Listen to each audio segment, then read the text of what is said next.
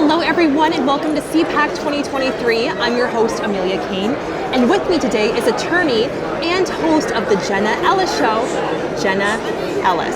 Thank you so much for being here today. Thank you so much for having me. This is a great event always, so very glad to be here. We're happy you're here. Thanks. Can you walk us through the impeachment trial of President Trump? You were like the star. Which one, right? Yes. So the first one? Yes. Okay, yeah. Well, of course, I came on working for President Trump directly right when he was anticipating that probably the Democrats were going to impeach him over, of course, just being anti-Trump. So that was when I came on. And in fact, the very first conversation that we had, he told me, the person that I really want to talk to you about this, who understands what's going on, Tom Fitton from Judicial Watch. So that was actually my first personal interaction with Tom. And I know that President Trump really loves and respects him so much. So then, we just did a lot of media, and my role mainly as a part of the legal team there was to communicate the ideas and the litigation and the legal that was going on the Senate side from the Trump legal team to the general public. And so my role on the legal team was basically the communications liaison and one of his meaning President Trump's personal attorneys to do media for that.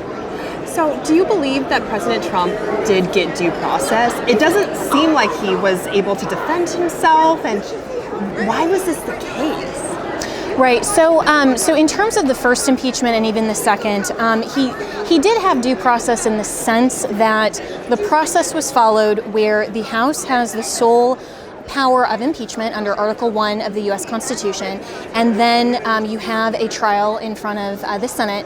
But the interesting thing, and I think what has been very evidenced in front of the American people, is how political the process is instead of based on the rule of law. So the Constitution requires that a legitimate impeachment be for something that is treason, bribery, or other high crimes and misdemeanors. That's the language of the Constitution. It can't just be, we don't like you, Mr. President, therefore, since you are of the opposition party, we want to remove you. But that's basically what the Democrats have turned it into. So from the inception, I believe that the first and the second impeachment were not genuinely a constitutionally sufficient legal basis. It was completely and purely politically motivated. But that has been consistent from the Democrats on every single witch hunt and every single time they have tried to take down President Trump. If you look at even what they've done since he's been out of office, with the Mar-a-Lago raid, with trying then to just prevent him through the 14th Amendment's quote-unquote insurrection clause, and saying that just because the January 6th event happened, then somehow he's responsible and therefore is not constitutionally qualified to run again. All of that is complete and utter legal nonsense, but that's why the Constitution is so important to preserve and protect, because we don't want to just have political opposition driving who we can vote for and how the president stays in office. We have legal process and constitutional provisions for a reason. Absolutely. How would you respond if someone were to say that President Trump started a coup? I would say, well, that's total nonsense as well. Again, when we look at the issue of election integrity, what happened in the aftermath of the 2020 election, there is a marked difference between a campaign, which is pre-election, and then legal challenges after the fact. Legal challenges, of course, can be for sufficient legal basis and to make sure that the election is administered according to the law, and that every legal vote counts and counts fairly. And that's what the legal team, myself included, of course, I was very prominent in that whole narrative and event as well.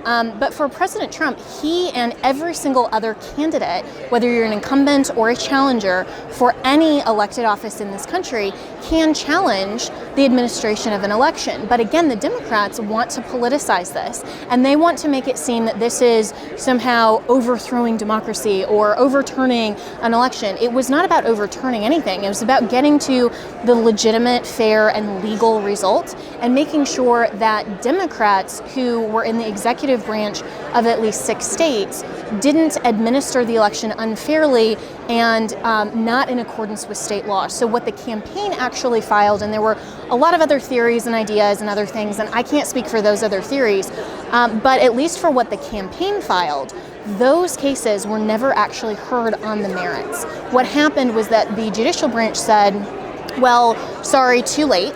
and you don't have standing, President Trump, to bring these claims. And I think that Justice Thomas said it so well in one of his arguments when, after the fact, they mooted out and simply basically said, well, we're not going to hear any of the surviving challenges after Biden was inaugurated.